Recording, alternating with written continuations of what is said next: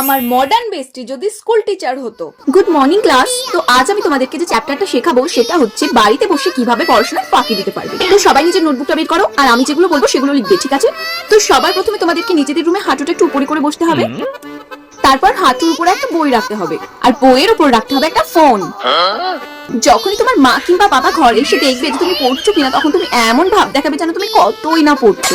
আর যেই তারা ঘর থেকে চলে যাবে অমনি তোমরা আবার ফোন দেখতে শুরু করবে। তো আশা করছি আজকের চ্যাপ্টারটা আমি তোমাদের ভালোভাবে বোঝাতে পারলাম। এখনো যদি কেউ না বুঝে থাকো তো সে আমায় বলতে পারো, আমি আবার বোঝাবো। এই কি রমা, আমি যেগুলো বললাম তুমি নোট করোনি? ম্যাম আমি না খাতা আনতেই ভুলে গেছি। ও তো তুমি খাতা আনোনি তো কি হয়েছে, তুমি ফোন এনেছো নিশ্চয়। ফোনে আমার বলা কথাগুলো রেকর্ড করতে পারতে। আসলে ম্যাম আমি না ফোনও আনিনি। কি, তুমি স্কুলে ফোন আনোনি? যাও যাও বাইরে কান ধরে দাঁড়াও, যাও। তো স্টুডেন্টস, আজ আমি তোমাদের যে চ্যাপ্টারটা শেখালাম সেটা তোমরা বাড়িতে মন দিয়ে করবে। আর কাল আমি তোমাদের যে চ্যাপ্টারটা শেখাবো সেটা হচ্ছে পরীক্ষার হলে কিভাবে টুকলি করতে পারবে সেটা। Bye class.